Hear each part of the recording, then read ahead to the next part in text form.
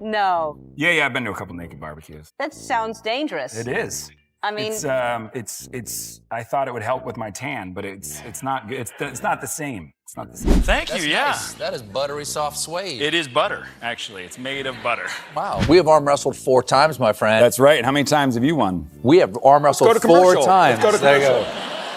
go. Give John Krasinski an ordinary question, and within seconds, the conversation can end up somewhere nobody saw coming. He takes whatever the person across from him just handed over, bends it slightly off course, then keeps a straight enough face that the whole room has to catch up on its own. And sometimes the person who gets pulled in deepest is the one who knows him best. Graham Norton is only talking about the kind of couple nicknames celebrities end up with. It should be a harmless question that lasts a few seconds, unless John finds an option efficient enough to make the whole couch stop and process what it just heard. The trick is not coming up with a weird word. It is saying it seriously enough that Graham has to treat it like a completely legitimate proposal. No, our name is Crunt, we've decided. I see how you got there. I'm not sure why. It was Bluntinsky. Yeah. It just seemed, you know, long-winded. So Crunt felt efficient and sort of... With Emily Blunt, that game gets harder because the person sitting next to him knows exactly what he is doing. John starts what sounds like a sweet story. He wants to make it clear that he was a huge fan. Emily does not let him keep the polished version for very long. That's actually what she did. We first met, and I was like, look, I just want to get out of the way. I'm a huge fan of yours. And she went, You weren't cool at all. There was none of that, actually, I don't know your work. You were a proper fan of it. oh, I was full stalker status. Yeah. I was just like, hey, you want to go on a date with me? So a romantic story turns into a confession right there on the couch. And the funny part is that John makes no attempt to rescue his image once Emily punctures it. He leans in even harder, as if the best way out of an awkward situation is to dig one level deeper himself. Emily then reveals a habit at home that would make most husbands immediately change the subject. John does the opposite. He listens to his own wife describe catching him watching one of her movies, then adds one tiny detail that somehow makes the entire story look much more suspicious. One day I came home and he was watching it, and he was watching the montage bit, and he goes, and that's my favorite outfit. With the beanie. Well, I couldn't get Annie. If you are wondering how far back this habit of making himself look worse goes, the first date story does John no favors. This is one of those times when he does not need the host to build the comedy for him. The choice he once considered reasonable already gives Conan almost everything he needs. John is trying to impress someone who makes him incredibly nervous. He needs to choose an activity, and his decision sounds more like the opening to a social experiment than a date. Was she intimidating at all to you? Yes, incredibly intimidating. I was scared out of my mind to even go up and say hi to her. Yeah. And then on our first date, I decided I'm going to really hit the gas and bring her to a gun range. What? Yeah. The best part is that John tells the possibility of failure like it was built into the plan. Instead of pretending he had the situation under control, he explains his logic in a way that makes it increasingly clear there was never anything under control to begin with. That I was like, you know what, I'm going to blow it right away. And then that way you don't feel bad. That's a very smart / stupid thing to do. There's a big difference between making fun of yourself around Emily and trying the same move on someone who can hit back. John once figured a joke would be the perfect icebreaker. The person across from him only needed one line to turn him from the guy starting the joke into the guy getting burned by it. A little scary, so I figured I'm going to make a joke with Meryl Streep. And I said, the next time I open the door, I'm going to be shirtless, just so you know. And she went, then you might want to drop and do a couple more push-ups. And I was like, I just got burned by Meryl Streep. John loves stories where he thinks he is about to look incredibly cool and reality suddenly walks into frame. The perfect example may start with a superhero suit. For a few seconds, everything feels exactly as impressive as he imagined, until somebody else comes down the hallway. But you were in the costume and everything. I mean, you got pretty close. Yeah, I got to the suit. It was a pretty big day for me. I was nerding out completely, and I gotta say, for a split second there, I was feeling really good about myself. This guy comes up and they give you the suit. You get it. They give you the suit, and I was actually putting the suit on, and I was like, oh my God, this is so amazing. And through the hallway came Chris Hemsworth dressed as Thor, and he was like, you all right, mate? And I went, no, I'm not. I'm okay. You would think meeting enough famous people would eventually train your nervous system for it. According to John, not really. After one superhero accidentally erased his entire sense of swagger, he has another story where nobody even needs to say anything special. The other person simply showing up is enough to crash the processor in his head. When John talks about meeting Tom Brady, he does not present himself as one celebrity casually greeting another. He sounds more like a device that just froze. He wasn't playing it. They put a computer chip in you that when you meet Tom Brady, your computer shuts off. So he was like, hey, how you doing? I was like, pretty good.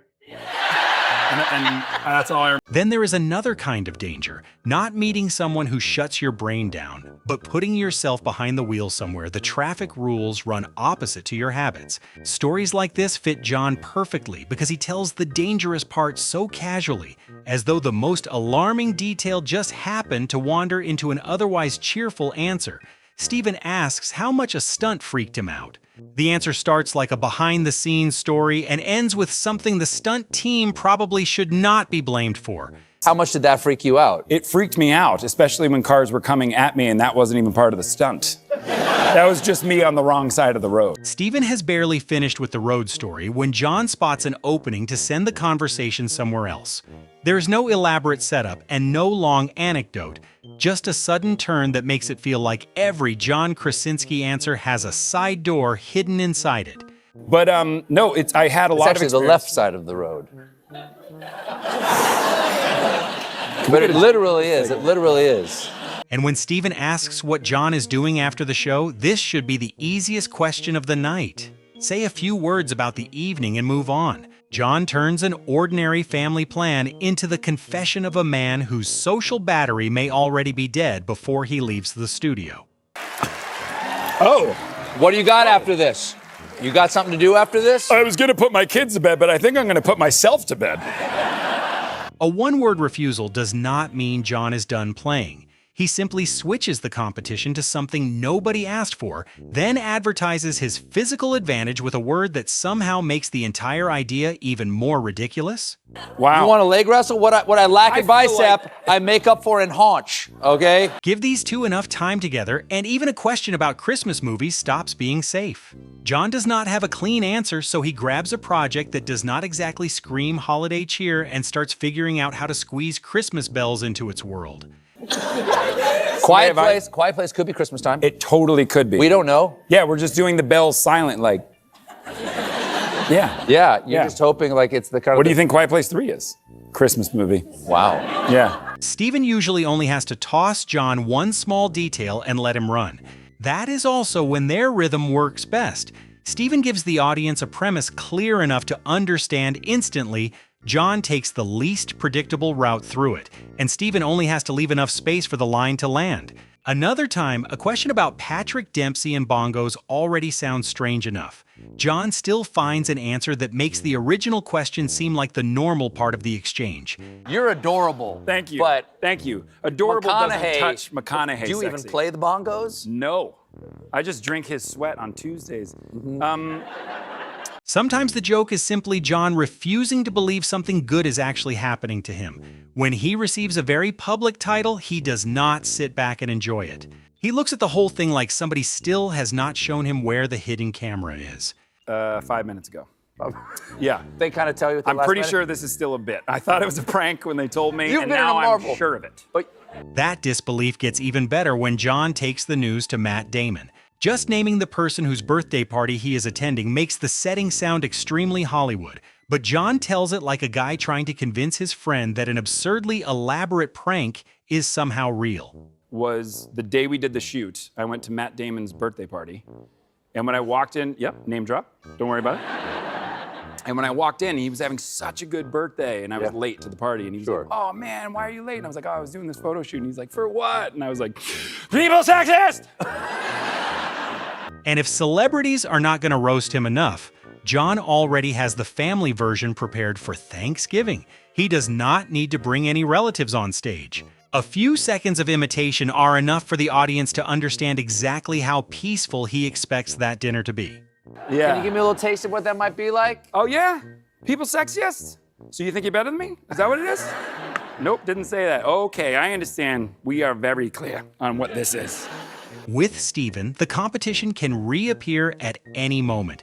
John may have refused another round earlier, but that does not stop him from bringing up the record when the opportunity appears. He says it like a man who is completely casual about the whole thing, if you ignore how precisely he remembers the number of wins. Yeah. You're a dear friend, and I think most of it had to do with the fact that I beat you in arm wrestling. I didn't think I had a chance, but twice. You're welcome. And one of them you were really trying. A rapid-fire questionnaire sounds like it should limit the room for comedy. One question, one answer, move on. But the speed gives John a different advantage. He does not have time to build a full story, so one carefully chosen extra detail is enough to give the answer a little tail that forces Steven to react. With John, the laugh sometimes lives in the unnecessary reasoning after a simple choice.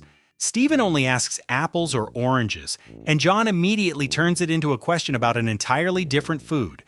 Apples. Right, you can't put peanut butter on an orange. Wait, sorry, is this the first one I've gotten right? Even when the game fails completely, he does not try to save it. Steven asks him to guess a number. John guesses. Steven says no, and the little dead end afterward is what somehow makes the whole exchange work. What number am I thinking of? 7. No. Okay. For someone who can improvise that quickly on a talk show, John is very happy to describe himself like a grandfather discovering technology for the first time. That contrast can turn a question with no obvious punchline into a whole new character in a few seconds without John needing a voice or a long story. When Spotify comes up, he does not brag about his music taste or playlists. He paints a picture of a man who has just stumbled onto a feature everyone else apparently discovered ages ago. Spotify. I am 94 years old. I just recently figured out that they have radio channels that mix up your favorite artists. So you say Leon Bridges, and you can listen to all Leon Bridges. Do you know about Spotify? And then they say Leon Bridges Radio. Are you sponsored by Spotify? Are you Spotify. Ellen has a different way of pulling John into absurd territory. Ask him about a very specific fear, then refuse to let the answer go. Something soft that is supposed to feel comforting becomes an argument, and the more John tries to explain the sensation, the more his answer starts fighting itself. Or cotton balls. Ooh. You know that. We couldn't even say it. No, because cotton balls. Yeah. John's sports stories often follow the same structure. He walks in with the confidence of a man who thinks he understands the assignment, and then gravity gets handed the script. This water skiing story only needs one suggestion to change the way he is standing before everything ends faster than he thinks should be mathematically possible. I was water skiing. Actually, now that I realize it was Emily's fault. I was skiing great on 2 skis, first time in my life. And from the boat, she went, "Try 1 ski." And I went, "No problem." And I put my toe down on this ski. And I think it was mathematically impossible how fast I fell. After all the stories about celebrities, superheroes, and talk shows, John can still get a laugh out of something tiny at home. When his kids hand him something they just drew, the reaction he describes is not exactly the setup for a sentimental dad speech. I mean, just every day, you're like, oh my God. They're like, Daddy, look, I drew you this thing. And I'm like, oh my, I gotta lay down. There may be nothing more dangerous than Steven giving John a compliment too directly. Calling him a hot director could lead to a polite thank you. John instead behaves as if success has just made his schedule more important than the show he is currently sitting on. It is. I don't really know why I'm here still talking to you, but I got stuff to do. Even compliments aimed at somebody else rarely make it through John untouched. Steven says something very nice about Alec Baldwin. John lets it sit for exactly 1 beat, then adds a reason that suddenly makes the kindness sound suspiciously transactional. Good old Alec Baldwin. Sure. Can do no wrong for me. He also pays me to say that, to be fair, so. And to finish, we go back to where this started. The couch with Graham and Emily, where a couple nickname was enough to derail the conversation, except now John is no longer staying seated and talking. When Graham gives him a chance to turn the joke into an actual move, the embarrassment should probably make him stop. Instead, it becomes the reason to commit even harder. Yeah.